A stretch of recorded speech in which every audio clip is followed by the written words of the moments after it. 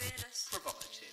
Straight talking. We pledge to say it like it really is. With dignity and respect. Committed to free speech and common sense. Upbeat and entertaining. Straight talking and direct. We may agitate each other and you. Heartfelt and passionate. Thought-provoking, provocative and controversial. Fearless and truthful.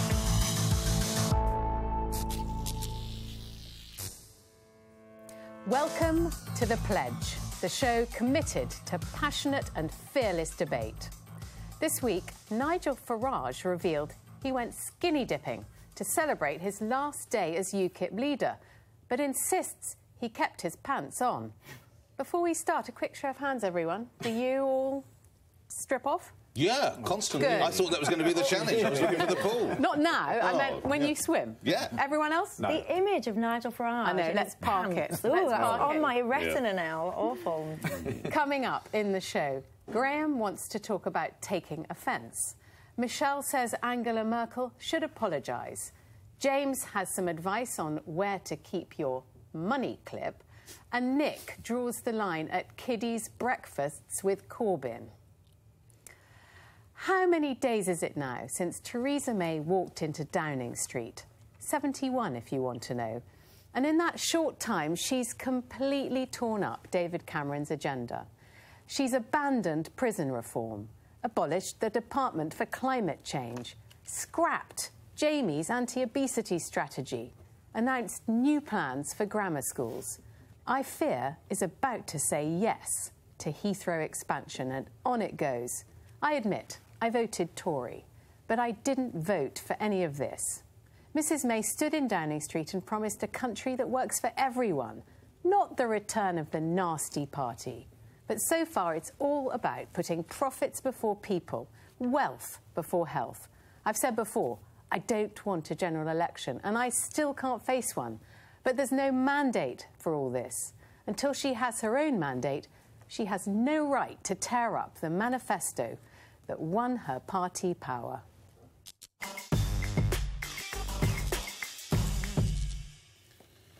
God, there's a shock. Rachel Johnson votes Conservative. I've never... You really got me going on that Well, one. I haven't always, but no, go on. OK. Listen, I actually think virtually all of the measures that you've just said are completely right.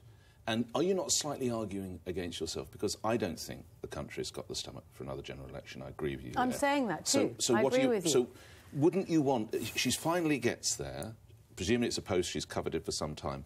Wouldn't you want her to be her own woman? Why would you want her to slavishly follow the policies of someone who has now departed from the office? What would that achieve for anybody? No, my essential point here Let me just finish. Let me finish. Because then she's a false politician. Because then you're asking her not to stay true to herself. And I think if you get a big job, whether it's in media, whether it's in politics, whether it's in business or whatever, the best thing to do is to do... Because you'll lose your job eventually, and you sit dazed and stunned on the sidewalk, and you think, well, I lost my job, but at least I did it my way. At least I don't sit here thinking, oh, God, if only I'd tried it my way. So let her try it her way, because otherwise she's just bogus. Right, on to the next one. Yeah. I'm talking... Let's just go for one of them, then. OK. OK. You're saying she is genuinely following her heart and her head together in doing things she's always wanted to do. OK. Well, grammar schools, where is the evidence on grammar schools? Well, where is the evidence that she wants our kids to be fatter? Where is the evidence that she wants our young offenders to rot in prison? All these things she's done seem to me to suggest... They were not her ideas, and the manifesto is not a legal obligation. No, but nor is Brexit, can I remind you? No. So she's actually enacting Brexit. She doesn't have to do that either, but she is. But she agrees with that. So what I'm saying is because the country voted for that, but at the end of the day, there is no legal obligation to say that she has to do it. So she doesn't... The country voted for the manifesto too. But it's not a legal obligation. So she has a view, and I agree with Nick, you know, as a CEO, you go into somebody else's job. You don't follow what he did. Yeah, but she's doing it to make a mark, isn't she? What you do have to do, though, is... make her mark. Make her mark, but you do have to compromise and do it over a stage period, I think. I was quite surprised, shall we say, at how quickly she asserted herself in that position. And that makes me... leadership. But it makes me feel even more concerned about the processes that are behind any leader, whether it's the civil service, whether it's party feelings, whether it's the agenda through the manifesto.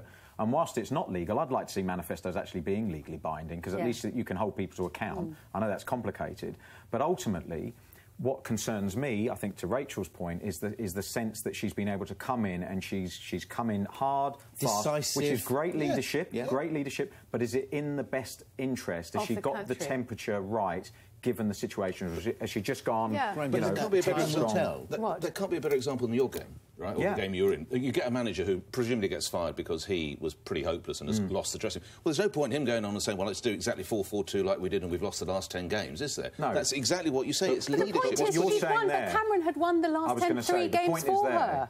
You take And then what's she's saying, I'm successful- ripping up anyway, But just take because what's I want to be the successful. big guy now. You take what's successful, you do it in your business. You wouldn't take over a company and immediately change the culture of the organisation. You would spend some time, I presume, looking at the culture, the good bits, the bad bits, and all then the working things that through. she's doing that as well, implementing are isn't things she? that Cameron hadn't implemented anyway, so you can't say they failed. What do you mean, know. like climate change and a sugar tax and No, all those no, things no. that I actually think are quite important? No, what I'm but, saying is, but clearly take- don't cut the mustard. So a lot of the things that she's trying to recommend now are things that she believes in. It's what she thinks is that important. she believes in, or that her advisorate believe in. You know, do you think Mr. these Cameron two didn't have chiefs of advisors? staff who appear to be dictating policy What do you on base her that on? behalf. What do you base that on? Well, you know what I base No, it on. no, I'd All love to the be told. evidence that Downing Street is being run by two unelected chiefs And you of don't think staff. there have ever been advisors working very closely to Yes, whatever I the know Prime there Minister- have been. Right. I know there And by have the way, been. the viewers, I quickly made a note. I quickly made a summary. The viewers, the prison reform, great. Let's not spend any. I don't care about prisons. I don't give a damn about prisons. Why should my taxes go? I would like prison to be tougher. I would have flickering light bulbs all night long, so they never got any sleep. So I Rikers don't give a Island. damn about that. What was the other one? Wasting money on anti-obesity. That's just grammar schools, great tick. And London Heathrow. Yes, let's have no more commissions, no more inquiries. Where do you Build live, the Nick? bloody I thought runway and you get it done. lived right underneath the flight path. I live in South East London. I live in Blackheath. OK, well, you're all right then. You see, I'm not. I don't want expansion So it's of totally Heathrow. you. So, Rachel, if you don't want a general election, what do you want? Because if you don't want a general election, you can't just have someone delivering and pushing forward something that they're not committed to and don't agree with. So, for example, like the Hinkley Point C, I really respected her when Yes. she literally, when Parked she it, came yeah, in and okay. just said, guys, I just need to reflect on this. I had a lot of respect for her because she got some stick for it.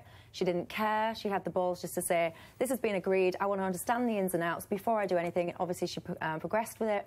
I respected that, and I think that that's what you've got to do. You've got to understand what's going on, and if you agree with something, then great, push on. And if you want to make changes, then that's up to you. But should she not have applied that same process to other things that she's doing? That's what Rachel's saying. Should she not have pushed the pause button on a couple of these issues, whether it is grammar school? But maybe she understood them. Maybe she wasn't unclear. Maybe she did, and we'll find out. I'm wondering whether she's done so much in such a short time without having a large majority, a very small one, in fact, 17, and without having her own personal mandate. She came in because Cameron resigned and there was basically no leadership contest. So she walked into the job. And I'm wondering whether she's doing all this in order, in fact, to force some sort of crisis so that she can seek and get her own mandate. If you think about it, all the number Rachel, of... being too cynical. If you add up her majority, which is 17, the number of people she's fired from Cameron's government, which goes to about 30, they will reach a point where she will have to put herself to the test quite soon. And I'm wondering whether this isn't the dark purpose behind all these galloping changes to the agenda. She's got my vote. You only... She's definitely... I like a strong woman in charge. You know, only... I like the... I mean, I'm not... She's not all bad. And You she's, are. No, but I just a NIMBY. don't like the thing. I You don't, are NIMBY I don't Johnson. like the things she's No, you don't done like the so airport far. because it's going to be I don't your like the West things she's London, done your, so far. your very I admit exclusive it. area of West Like- London will have more planes flying over. Well, guess what? Tough. It will provide lots of jobs up the road at Heathrow Airport. Fantastic, and put it back on track.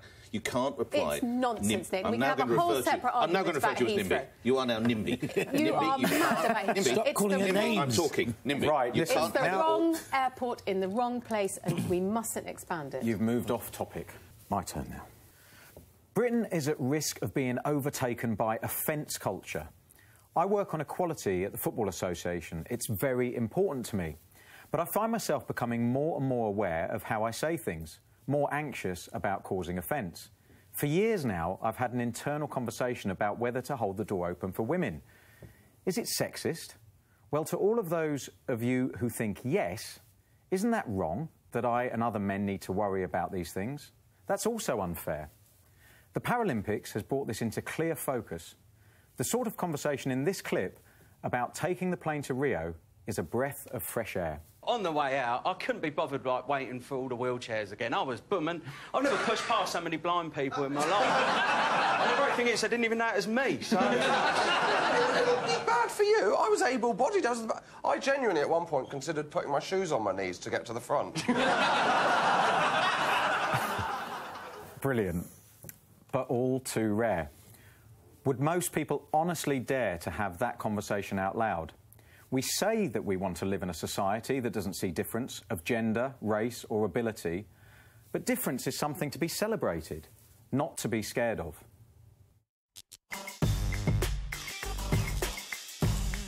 So, Graeme, what are you scared of? I don't understand. I mean, you know, I don't ever think about some of the things you're saying. If I want to open the door for a woman, I'll open the door for a woman. I don't think we should get overly paranoid about this whole political correctness. I think, you know, we're individuals, we have opinions.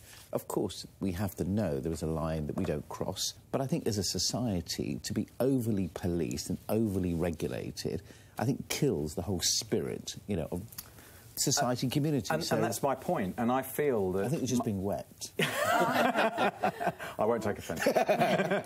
but I feel lots of situations, and over recent years, I've found myself second-guessing what I'm saying, the language that I use, and, of course, you know, there are obvious lines that you do not cross, and I would take offence at, like anybody else. But I feel that there's a culture that's creeping in in which people take offence for the point of taking offence. They don't tolerate anything. They look, on occasions, I just to think be you're mixing offended. with the wrong people, Graeme. I think Well, I that's need to what it change is. my... I think so. I mean, if you're really saying to me that you're now at a point where you're going to have to think twice before you open a door for a woman, I think that's just gone too far. No, it's not... I will always do that. I mean, I'm strong enough and... You didn't do it for me, Ellie. That's because of the way you looked at me, though. But I will always stick by my guns. Of course I'll do that. But I feel that every time I do it, at some point, somebody's going to say to me, a woman will say to me, I can hold the door open myself, thanks. And they do say that, by the way. And they do, absolutely they do. I completely agree with you. Couldn't agree with you more if I tried. I see girls, if a guy, I'm chivalrous, I like chivalry, and if a guy gives up the seat for me, I really like that, and I thank him and I sit down. I've heard women say to men, if a guy said, oh, do you want my seat? No, I can stand, thank you. And they do, but... So I agree with you, but I think it's such a big issue, like political correctness. It's one of the biggest examples that comes to my mind is, I don't know if you remember, a few months ago, Greater Manchester Police, I think it was, they did this terror practice in the Trafford Centre, wherever it was. And they did this role play of a terror attack, and they started it off by shouting, their actor shouted Allah Akbar, and then they did all of the stuff.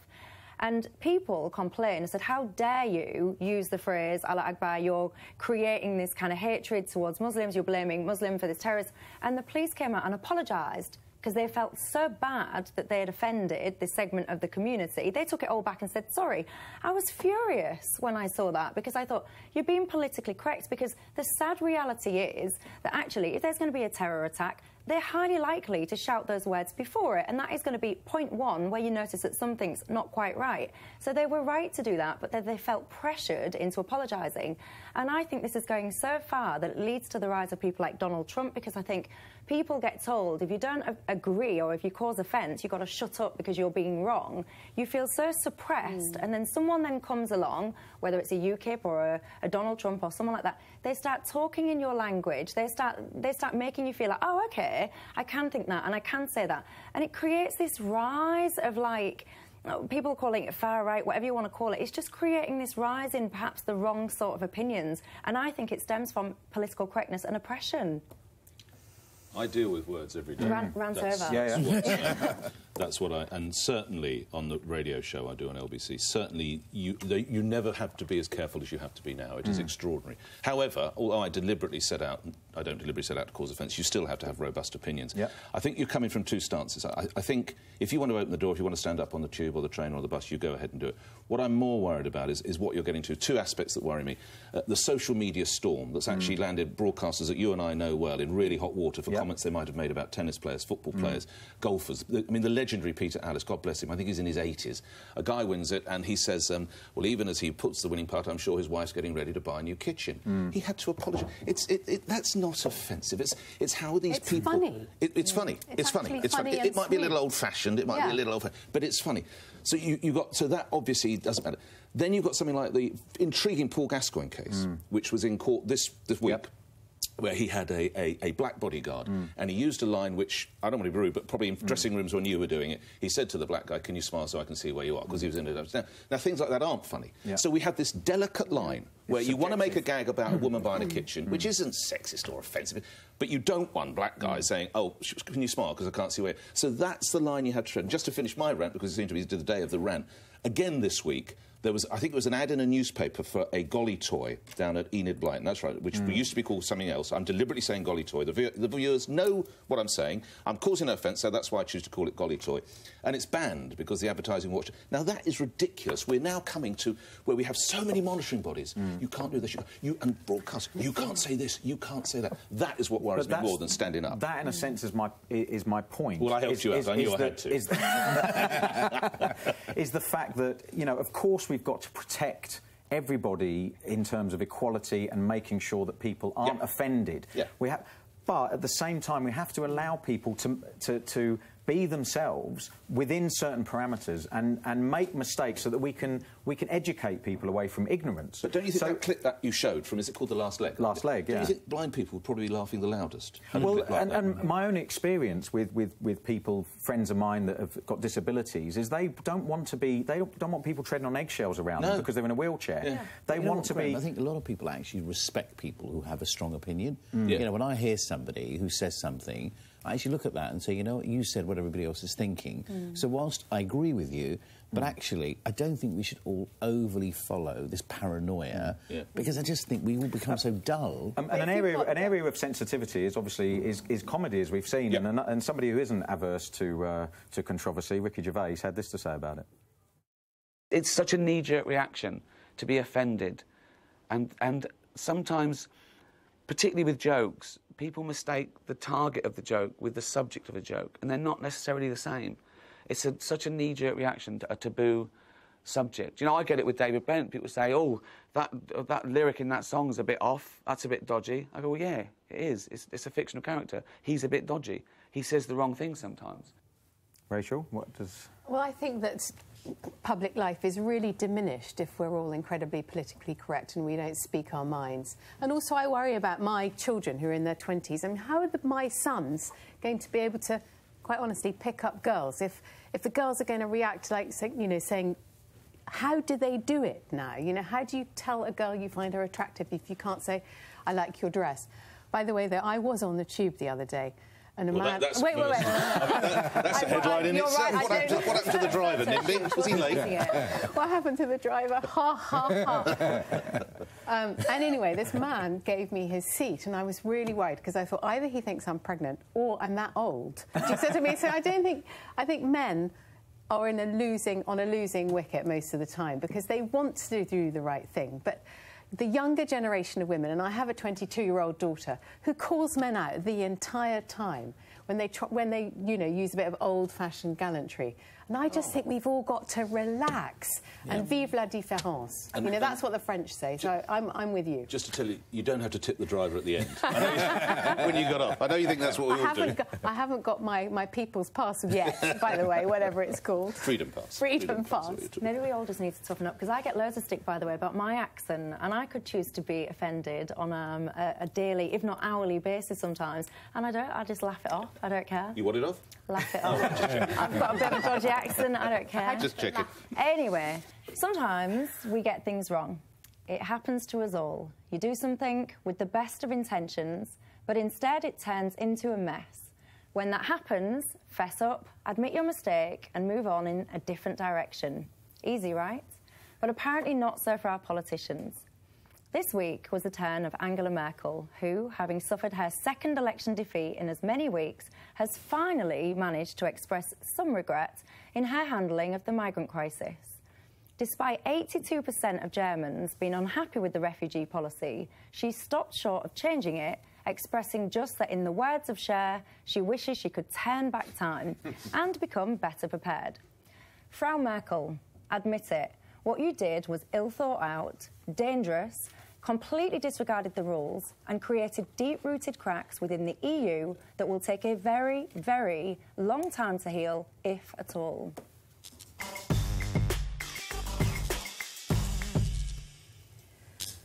Thanks for the round of applause, by the way. It's all right, well, it's softly done, but well done, every word. Sorry. I don't think you're right. One, she didn't apologise. What she said was, I wish back in 2015 we had been better prepared. Yeah, no, she didn't apologise. That's my point. She should. Well, she halfway acknowledged that the country was not ready to take in 1 million refugees. But think of the enormous favour she did us, for example, by soaking up 1 million refugees and allowing us to say we're only going to take 20,000 over the next 5 years. Had she not taken this brave, principled and humane stance, the rest of Europe would be in a much worse crisis on migration than it is now. I half agree with you, Rachel. I don't think it's about the rest of Europe, but I have the utmost respect for her. I think what she did from a humanitarian perspective, not as a politician, but at the end of the day, these people didn't create the mess. Those million refugees were forced into a situation that was not their doing. You know, the country is war-torn, it's not destroyed. All refugees, James, you know, but what I'm saying, I get that, but that's a minority. But the majority of these people, and she stood up against everybody else and said, you know what, we'll stand by you. Nobody else did that. Now, so I'm not going to question whether she should apologise or not, but she absolutely has my utmost respect. And I think what she did, in the world we live in today, makes her an example. But it went wrong, though, didn't it? It did go wrong, but actually, if they'd had, if other people had taken that lead, if there'd been a more joined-up way of dealing with the crisis, rather than her dealing with it sort of single-handedly, trying to deal with it single-handedly, I think we'd have been in a better position in terms of a more unified approach to the refugee crisis. I think you have to be very careful by separating out economic migrants, people that are using that as an opportunity to leave their situations for economic reasons, and refugees that are fleeing conflict. Now, I think it is absolutely right that we, whether it's Europe, whether it's North Africa, countries, safe havens, absolutely take responsibility for people that are in desperate need. If you're prepared to flee a country, to take your life at risk in terms of getting on a boat and trying to cross the Mediterranean, there's a reason for that if it's genuine. So what we have to do is have a benefit system. No, but what we have to do is, with those genuine refugees, have a proper process that means that going forward, because this is going to continue, going forward, we don't end up in a situation where somebody's done something hoping to do it in the right way, but actually it backfiring and her losing popularity because they were so ill-prepared for the amount of people that were coming into Germany. Graeme and NIMBY, would you allow that the number one role of a Prime Minister, or in this case a Chancellor, is the protection of your own citizens? Would you agree that that is the number one role of a leader of a country? Yeah. OK. Yeah. Bringing in 1 million people, in many instances completely unchecked. And here's a fascinating thing. 70%, roughly 70%, are young males. If you were coming from Syria, or wherever it might be, and you were leaving your wife or your mum or your sisters or grandmas at risk of being raped, wouldn't you want to stay and fight for them? Yeah, absolutely. I know I would. But 70% of them have come over here, right? There are many people in Germany in desperate need. Germany, actually, although they're a very wealthy country... in desperate need? Yes, Germans, native Germans. Would you look after next door's children before you looked after your own? No, you wouldn't. There are plenty of people in Germany who need help. Yeah, but there are plenty of people who can look after next door's children as well, Nick. Michelle is absolutely right. This was ill thought through. I believe the migrant crisis is probably the biggest crisis facing Europe since World War II. I really do. I think we've only just seen the start of it.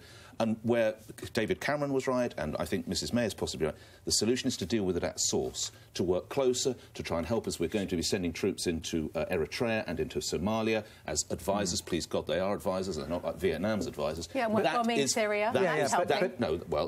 That's a whole separate... But, Nick, what you're doing is we can't, you know... We're taking 20,000. Nick, but what you're doing is... 20,000 is chicken feed, how many you know how that. many, in your number of homes, how many are you having?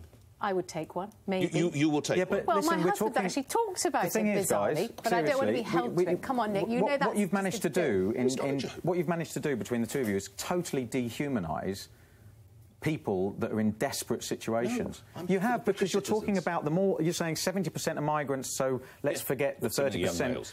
Let's forget the 30% that are genuine refugees, because, you know, they should be helped at source. Yeah, but that's not... I'm not arguing against that particularly. What I said earlier was that we have to have a unified approach to it, but at the same time we have to accept that there's a proportion of them, no matter how many, that are in desperate need of our support. So we have an opportunity, not just as a country, but as Europe and broader than Europe, to do something about it. But it wasn't unified there, and this is my problem. What she did, she almost appointed herself as some self-appointed president of Europe. She basically stood on the thing, made this announcement. Even she admits that the slogan she was using was empty.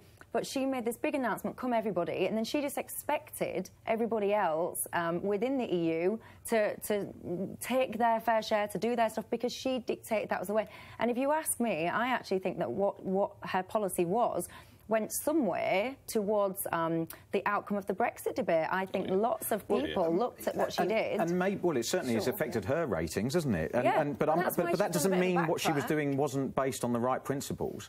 I think we have to take responsibility for some of those people that are sort of victims because of some of the action we've taken in how many are you going to take? It's not a case of how many I'm going to take. But it's not an individual. It's all right for all you people. And well done. You all live in fantastic homes in rich parts of the country. You are not on the pressure points. Your kids possibly aren't struggling to get to the schools of your choice. You probably all have private healthcare. You don't have to sit at A&E waiting and waiting and waiting as after United Nations comes through to get treatment. Okay. That is the reality of it. Is throwing up walls and barbed wire fences really the answer to the fact that 65 million people are displaced around the world? Graeme is right. We need to have a unified, not even European-wide, we need a global solution. We need a global programme. We need a global protocol on this, which means that, you know, Theresa May is in the UN now saying that refugees or asylum seekers have to stick in the first country they come to. Trying to get a global solution on this. Donald Trump Jr. He's one of the reasons why we'll never get a global solution if he gets to continue saying what he said. I mean, this is utterly scandalous from my point of view. If I had a bowl of Skittles and I told you just 3 would kill you, would you take a handful? That's our Syrian refugee problem. That is absolutely disgraceful. But the fact is, within the population of migrants that are fleeing for whatever reasons, there is a group of people there that desperately need our help. What we have to do is find a way of processing people properly so that the genuine asylum seekers need or get our protection, even if it's for a short period of time. Wherever that is, I don't care, quite frankly. Yeah. But we have to step up and deal with that part of the problem. But I remind you how Michelle started this, which was Angela Merkel got it wrong and should apologise. That was... We've gone a little bit off track. What, that she got it wrong? Well, and I mean... apologise. It's proven that she's got it wrong. She's admitted, without apologising, she's admitted she got it wrong. And she's... Of course, she should apologise. Absolutely, if that's what it takes to... The biggest rise in far-right voting in Germany since the 30s and 40s. Now, what does that tell you? We know what happened then. Yeah, and that's courtesy of Angela Merkel's ridiculous policy that Michelle has highlighted. It's not, Nick, because the far-right is rising everywhere.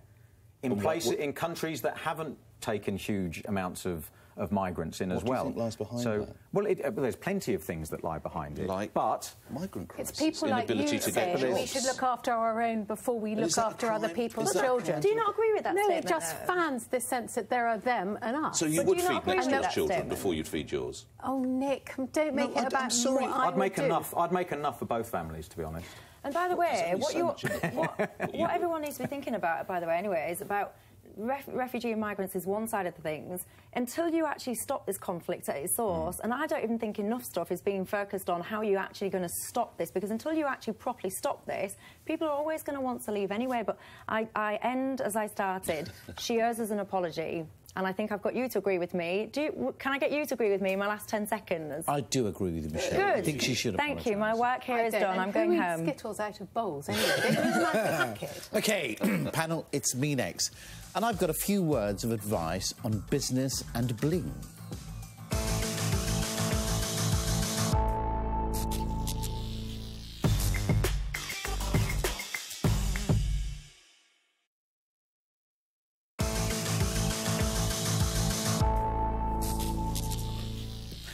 picture says 1,000 words, and these pictures of Mike Ashley flashing a wad of £50 notes at a warehouse where workers were paid below the minimum wage has undermined the fight to clean up the company's image. I believe Sir Philip Green when he says he's working on a daily basis to resolve the BHS pension crisis. But all that's been in the press is talk about his £100 million yacht. Celebrity and business isn't always a good mix. We're seeing mistakes being made by CEOs, mistakes that affect the share price and their employees. The rules have changed since I ran my first company. A misguided comment can go viral in hours. We need to train the next generation of business leaders about their responsibilities. What's more, we should make chief executives pass an accredited course to ensure that they are equipped to handle the challenge.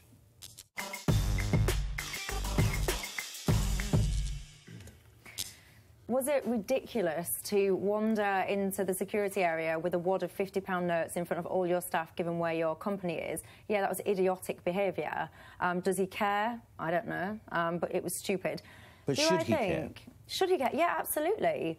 Do I think that the answer is an accreditation that you must take before you become a CEO? No, I don't. And the reason for that is, when I think about what makes a good CEO, first and foremost, it's around experience. I don't think you can kind of give an accreditation or necessarily even train that. But we should, that's a given to be a CEO. Yeah, of course. But then I think that some of the mistakes that sometimes happen, and I'm not pointing to Mike or Philip in this occasion, but some of the mistakes happen is a lack of morality. Sometimes CEOs, they will put their profits ahead of anything and everything. They don't care. They just want to get wealthy. And that, for me, is almost like a values and a moral issue. I don't think you could train or teach that or put an accreditation status to that. I think that's about the person. I think if you start making it a bit more formal as well, I think you're going to lose a lot of entrepreneurialism. I think a lot of people that become CEOs have risen through the ranks of their businesses or other businesses. And I think when you start making those people be a bit more formal in their approach, I think that you might lose some of the dynamism. And I also think that we need to remember as well that within a CEO, they have a board structure around them. So one would expect that they are leaning on their boards or their non-execs or whoever it is to help them make the right decisions. And finally, I would disagree with your point that sometimes celebrity in business doesn't go well. I would say that actually the celebritization, if that's a word, I might have made it up. It's fun to have been. Yeah, but the celebritization of business in recent years has been a very positive thing. Shows like Dragon's Den, The Apprentice, it's switched people on into business and made them excited about it. But is it not, I mean, in terms of the point about TV shows, does that not potentially damage the level of knowledge that you have to have? It's very superficial, and it's only a small part of what business is about. So in terms of making something sort of television worthy, you know, there's totally a different agenda that maybe gives the reflection that business is quite straightforward, it's quite easy. You get lots of CEOs in the mould of Alan Sugar saying you're fired, that sort of quite crass way of treating people. That is something different, which I think can be a bit damaging to the CEO sort of profession or the group of people that are CEOs. But I also think that the fact that we know who CEOs are now through lots of different reasons, they don't all set out to be celebrities. Some of them become celebrity because they're so successful and they have big yachts and they hang out in, you know, at fashion shows and what have you. But actually, in some ways, I think that makes them a little bit more accountable because someone like Philip Green, he's not legally obliged to do anything with BHS. If he turned around and said, look, I'm spending the rest of the time on my yacht, I don't know legally whether there's a lot we could do about it. But actually, because he is in the public eye, he's being held more to account and is doing something about it. And all I'm saying, my point is simply that because you are held to account, the stakes are so high that a formal course or an accreditation that gives you that opportunity to understand what some of the implications are, I think it's quite important. I think that's dark. What about old, you know, Steve Jobs or Bill Gates, all these deadbeats who invented things in their garages? You really put them through some sort of accountancy exam? Well, I think my view is absolutely yes, because the point I'm making, Rachel... Why? No, I don't think they're... I'll tell you why. They're really successful without having some tick box exam. The point I'm making is that you can be very successful, but in the world we live in today, where you make, you know, a bit like the Saux guy makes a comment, all of a sudden the share price tanks, you know, Philip Green does something wrong, 11,000 people lose their jobs. What I'm saying is the world we live in today, the media, governance, accountability, you know, when you set up a business, Nick, you don't necessarily know what you're really getting into. No, sure. You have an idea, you're really excited, and you start a business. And all of a sudden, before you know, the business becomes really successful. But what are you going to put in these courses? So I think the two areas that I'm really interested in is corporate governance, because I think the responsibility both to the business, to the shareholders, to the employees, to the brand, these are things that even as an entrepreneur, I didn't really know when I started the business. OK. Secondly... Why did you go on the telly? Because I was invited. But why did you seek to go on? Why didn't you say, I'm too busy running my business is successful? What do I want to be on the bloody telly for? I'll tell you exactly what happened, Nick. So I ran a private equity firm. I just started the business, and my biggest problem was I couldn't find people to invest in because I was a startup. I was new, nobody knew me. And all of a sudden I have an opportunity to go on the TV where they say, and by the way, James, every day we're going to send 50 people to you to invest in. I thought, oh, my God, I don't have to look for people. The hardest part of my business is finding talent, and here's somebody offering me an opportunity to bring talent to me, which actually seemed like a great idea. Rachel mentioned some Americans. Let me mention some Brits. Which of these do you suppose have got even an O-level? Jamie Oliver, Richard Branson, Kath Kidston or Alan Sugar? Who's got an O-level? Kath Kidston.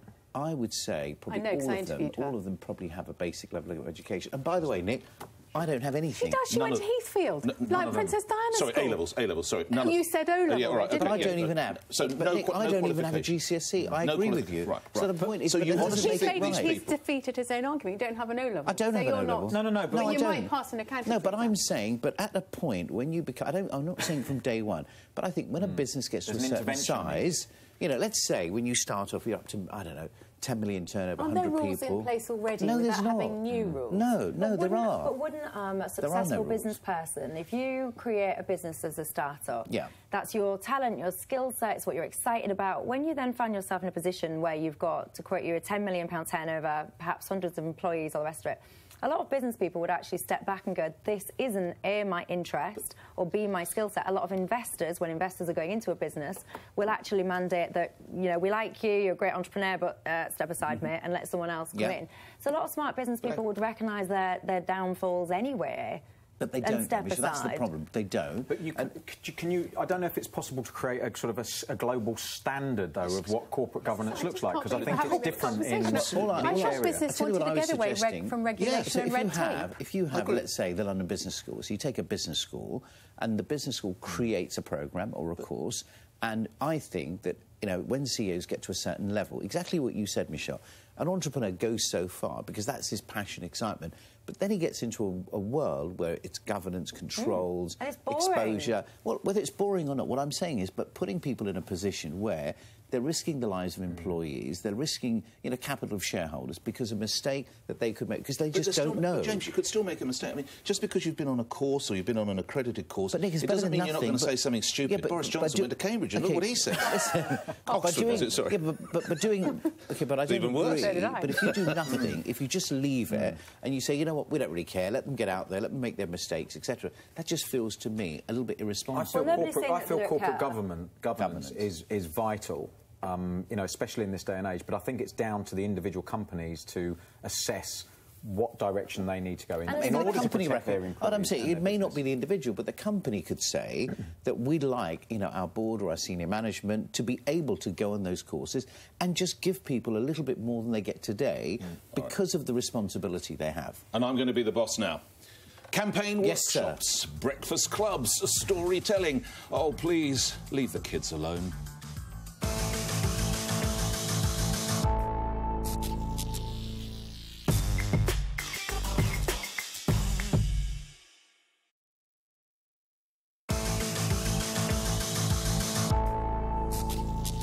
It sounds so wholesome, doesn't it? Creches, breakfast clubs, storytelling and finger painting. What's not to like? Well, the only trouble is this is more listen with momentum than listen with mother. That's because the hard-left group that has helped power Jeremy Corbyn to the leadership of the Labour Party has announced plans to expand into childcare facilities. Well, this is about as cynical as it gets. Wasn't it the Jesuits who said, give me the child until the age of 7 and I'll give you the man? Children of that age often treat their teachers and carers with huge respect, sometimes bordering on adoration. Somehow, an image of cuddly Corbyn just doesn't seem to fit. This is not just unfair on these poor children, it's indoctrination.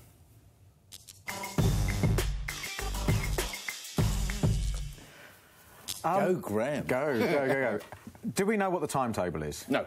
No, so we don't know what's on offer to these children. So no. It could... It's going to be trialled over the weekend of the Labour Party conference, this weekend up in Liverpool. So providing childcare for members, basically. Yeah, and I should say this, particularly single parents. Yeah. And low income. On a sort of a basic, non-cynical level, you just think, well, it's providing childcare whilst people go to the various conferences and yes. what have you. But you actually think, because they're talking about rolling it out, that it might become some sort of, you know... So it's trialled in Liverpool, then they might roll it around. And again, it's probably going to be in areas of considerable social deprivation, so think some of the inner cities. Yeah. And they make no bones about the fact it is so that young people can engage in politics. Well, I think we'd all say, well, that's a damn fine idea, but it's a very, very close line, I would suggest, to the word I used, yeah, but if it's a creche, you suggest it's preschool age groups. Yeah, indeed, so engaging in politics preschool is probably pretty difficult. But once they get to finger painting, presumably it's going to be painting, I don't know... Just red paint. Painting or I'm making Theresa May look like the devil or whatever it might be. Tony Blair and a dartboard. Yeah, that sort of thing. Yeah, absolutely. What are you scared about? Scared's too strong a word. I'm concerned... pretty much what I said, that those minds are, when they are at probably their most fertile. I think if we were doing this and there was, say, we were using a certain faith group, just hard line. I know, of course, they have Jewish creches and, of course, they have... But we sort of have hard line, because my concern, I guess the scare, sorry to come back to that word, aspects of momentum do scare me.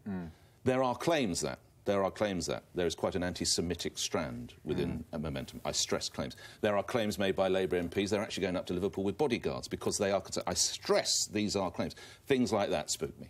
And the thing is, for me, I understand your concerns, but ultimately I still think that if it's for a couple of days every conference, or if it's a you know, but it won't be. That's the whole idea. Well, that's the point. Is that if it becomes an ongoing, full-time creche run by Momentum, then surely it has to be monitored and checked and balanced so that they get an education that is rounded and inclusive, not exclusive. Imagine if Mrs. Thatcher not getting a bit carried away here. We're dropping kids off at the age of 5 in a creche. They're playing, and all of a sudden we think somehow, you know, they're going to be indoctrinated with Corbyn political... Isn't this getting a bit too ridiculous? I don't think it is getting too ridiculous. I mean, what are you going to teach a 5-year-old, Nick? Well, I say again, I mean, some sort of finger painting, assessments of whatever... Can I just say, you have no idea, because I reckon, unlike me, who had 3 children under 4, you probably didn't have to look after little kids for hours at a time for whole weekends. I find that's the best time to go out, actually, when you have children. And can I just say, when I had little kids in Washington, there was a church down the road. In fact, it was a long way away, but had a creche. And in order to get an hour's peace, so I could read the Washington Post or whatever it was, we would drive to this church and we would leave these kids in a creche in a church that we didn't go to, so that we could get an hour off. Yeah. So I think... How much damage did that do? My children loved it. But that's singing all things bright and beautiful, not the red flag, isn't it? There's a bit of a difference. Come on, I don't care. But you'd argue with that and say they're indoctrinating religion. They could have read from Mao's Little Red Book. I would not have cared. I think this is marvellous. If my kids were little now, I would put them in... I would put them in tiny trots. Rachel, what you're saying, there's a children's author, funnily enough, a guy called Alan Gibbons, who said that children get interested in ideas. They're fairly sophisticated human beings. It's not indoctrination, it's just naturally discussing ideas about the world that kids live in. School assemblies do it, why not political organisations? OK, here's a question. Let me ask each of the panel, right? I'm starting with you, Graeme. You are a bleeding heart liberal, effectively. Did you get your politics from your mum or your dad or your parents or your peers or your teachers or what? From my peers, I would say. I would say and through school to an extent. But it's a combination of things. You know, life. Every opinion is based on balance, isn't it? So not a lot in your school time. Not when I was that young. No? Certainly not when I was that young. Rachel, you're sort of centre right. Is that fair? Yeah, I think that's probably. Where'd you learn that from then? Where'd you get that from? Probably at that age where you listened to your parents. Probably when I was at university. No. Not at university? Yeah, probably. Wasn't formed by then? We didn't actually have very political discussion around the dinner table. No, it was all... That surprises me. It was all, you know, ancient history quizzes, I'm afraid. Well, also, it was always playing cricket. I've read the books. And we all spent so much time beating each other up. Yeah. We didn't have time to talk about politics. That was just Dad. James? I don't think I really had an opinion as a youngster. And I think most of my opinions got formed, you know, actually as I grew up, become an adult. So I don't really buy that this whole creche thing is going to turn these kids into little Corbynites. I just don't buy that at all. Don't forget the cubs of the caliphate. We've seen in the news this week there are children as young as 5 being trained to how to kill ISIS hostages, aren't we? So are you arguing on my side? No, I'm not, but I am saying that indoctrination is possible and it is practised in benighted parts of the world. I will come to you. No, but I'm not. You don't really think that there are people who are going to indoctrinate people to be trained terrorist killers in momentum creches? It would be the perfect way to get the next generation of momentum, wouldn't it? So surely, don't give me that strange look. You know, I mean, if only it was so simple. You really think it's that easy? It's a stepping stone. If Thatcher had done it, can you imagine what the reaction would have been from the left? There'd have been public inquiries. I don't like effective brainwashing of young people in any field, whether it's religion or political. I don't like that. I just think that what you need to give children, all children, is neutral information, and then they grow up in understanding all sides. It might be boring, but it's like you end up growing up in understanding all sides, and then when you're an adult or old enough and responsible enough, you make your own decisions. And I remember we used to go, like when I was little, we used to have these very Christian neighbours, and I used to hang around with them, and we used to go to this, I don't know what you really call it, like a group, and it was all about God and Jesus, and like we used to sing songs all about God, and we used to put plays on that were all like religious plays. Everything that we did, so when we did arts and crafts, it was religious arts and crafts. And you survived, didn't you? Well, yeah. Remembers it. Yeah, I remember it. But I remember it being weird. I remember it being all like a bit intense and like a bit weird. And like now, I grow up and I've got my own views on things like religion. And to your point about politics, so I was brought up very working class, and it was just a given that you supported. Like for me, it was just easy.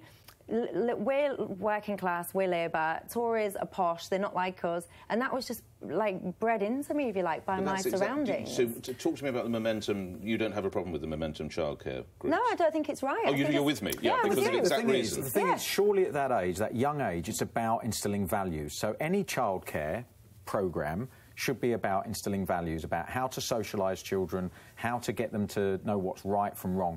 Politics don't enter it, and as long as they're that side of the line, I don't particularly have a problem with it. But they said that they don't want to be that side of the line. They're saying that they want to... If you're the mother and the father, and that's your views and values, and you want to take your child to that creche, then surely that's the parent's choice. I mean, who are we to judge the parents' views or their political aspirations? But you get into the problem. I've got to take you away from momentum and tiny trots into an area much more contentious. Hustings, blacklists and biscuits. No, not Bake Off, and how we cope without Mary Berry. Easily. Jeremy Corbyn was asked to name his favourite biscuit this week, and his answer, straight from the Corbyn playbook. I'm totally anti-sugar on health grounds, so eat very few biscuits, but if forced to accept one, it's always a pleasure to have a shortbread. Good impression. And the accent. Very good. Yeah. So it's become a tradition for politicians to go on and answer this killer question on Mum's Night, which is, what is your favourite biscuit? And they always manage to come a cropper somehow. So Jeremy Corbyn said shortbread, and Owen Smith said a Garibaldi because it was some revolutionary politician. And I think it was Gordon Brown that said anything with a bit of chocolate. So I think we've got a Jaffa cake there. And David Cameron said oatcakes with butter and cheese, and that's not like oatcake, Jaffa cake, not even a biscuit. No. OK, so come on, this is the big one, the big question. James, what's your favourite biscuit? Harrods stew. This That's lost the audience. There we go. Go on. Not typecast, James. I'm just being honest. They do this really nice dark rich chocolate biscuit, which is absolutely amazing, and I love it. Is it the chocolate Bath Oliver? I think you it know, is. I like it too. Nothing better than a chocolate Bath Oliver with a nice cup of Earl Grey. Yeah, what about you? Exactly. What about you? Biscuits. I would go, well, when I was young, single, going out, and if I met a young lady and got chatting to her, I used to be really embarrassed about saying I was a football player. So I actually used to tell people that I worked in a biscuit factory designing the assorted biscuits. So I was creative. Do you know how many people working in biscuit factories say they're professional football players? So and then I added a bit of fame to it. I said, my claim to fame is the guy in the office next to me invented the hobnob. No. That's what he used to say. You're weird. So I would say the hobnob. This is becoming like therapy. Strange man. Strange man. Really strange. I would have a bite of each of these men. Each of these biscuits. Not each of these men. I'm talking about him. You're a sugar junkie, though, aren't you? Unlike Jeremy Corbyn. Yeah, me and Jeremy Corbyn, we won't be able to date. So what because I biscuits love do you sugar. Chocolate chip cookies, chocolate chip anything. I'd have a bite of each of those things. Anything. I go to Aldi or Lidl or Londis and get the cheapest biscuits that I possibly can. I've got to tell you this quickly. Tell you what I did for the radio station. We went up to Fox's factory, and as the biscuit makers came out, we asked them who is their favourite politician. We did it differently. Clever. Guess who it was? Anne Widdecombe. Was it? Why? The people who make our biscuits, so there we are. Now, to those of you worried about Mr Corbyn's anti-biscuit stance or the prospect of him teaching your kids their ABCs, never fear. We've seen this all before. The word is about. There's something evolving. Whatever may come, the world keeps revolving. They say the next big thing is here, that the revolution's near. But to me it seems quite clear that it's all just a little bit of history repeating.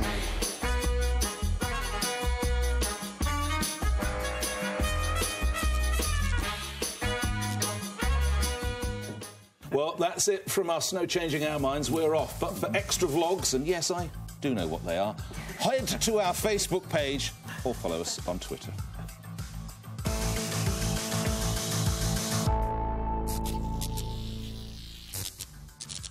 I'll be back on the pledge next week. Question is, what jacket? Is it the pink one? Is it the light blue one? Is it the purple one?